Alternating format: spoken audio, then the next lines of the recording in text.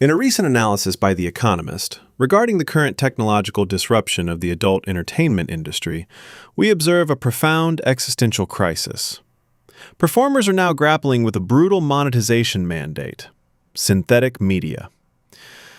As legacy firms attempt to protect their institutional history against widespread copyright infringement, the market penetration of generative models has established a new consumer mandate for hyper-personalized digital interaction.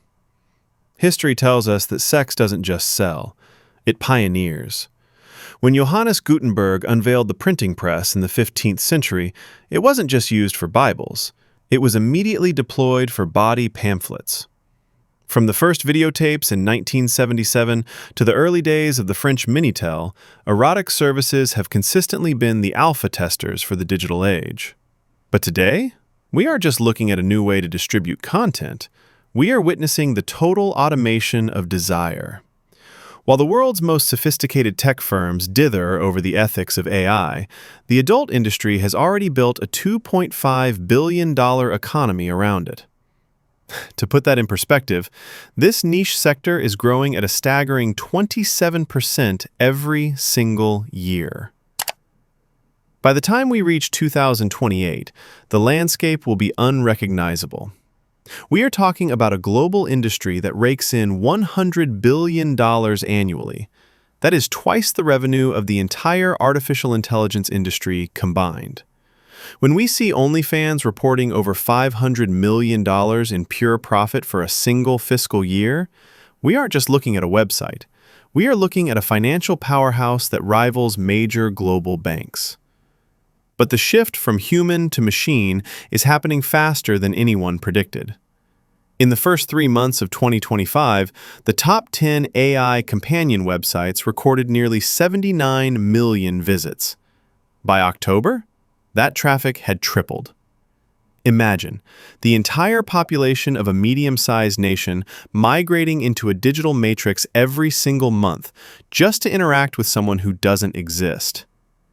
This isn't just a trend, it's a mass migration of human attention. For the creators, this is a double-edged sword. On one hand, AI is the ultimate labor-saving device.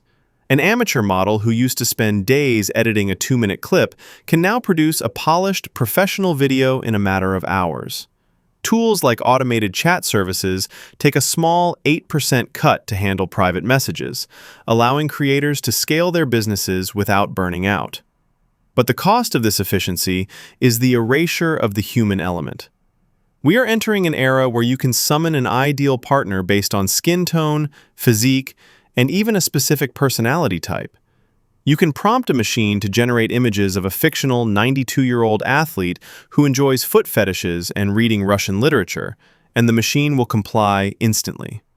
But as these models become more realistic, the boundary between fiction and reality is dissolving. Studies now show that synthetic faces are often perceived as more real than actual human beings. It is a digital hall of mirrors where, as long as you don't know you are in the matrix, you remain satisfied. The implications, however, extend far beyond the bedroom. The rise of deepfake technology means that for less than 25 minutes of work and a single headshot, anyone's likeness can be weaponized. We saw this with global icons like Taylor Swift, but it is the ordinary person who is now most at risk. 1/3 of women now report a deep-seated fear of being targeted by these digital predators. Scammers are already using these tools for blackmail, preying on the very human need for connection. Perhaps most troubling is the normalization of violence. As AI generates more extreme and unregulated content, we see a direct correlation in the real world. Research shows an alarming 40% of women in their late 20s have now experienced choking during sex, a practice that was once a fringe element of pornography, but has now been scripted into the regular sexual repertoire of a generation. As the middlemen and the legacy studios sue tech giants like Meta, the industry faces a choice: adapt or vanish. Some stars are choosing to license their digital doubles, turning themselves into eternal avatars that never age and never tire. Others, like the creators on OnlyFans, are betting that the human touch will remain a premium luxury in a world flooded with synthetic smut. For the modern professional, the lesson here is clear. Technological disruption doesn't just change how we work, it changes what we value. In an economy of infinite synthetic supply, the rarest and most valuable asset you have is your humanity. Whether you are in business, media, or tech, the strategy remains the same. Use the machine to handle the drudgery, but never let it replace the soul of your brand.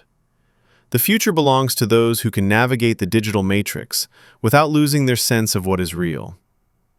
Before we part, I'm curious about your perspective. What is the one human skill in your specific field that you believe can never be replicated by a machine? Thank you for your time. We'll see you in our next briefing.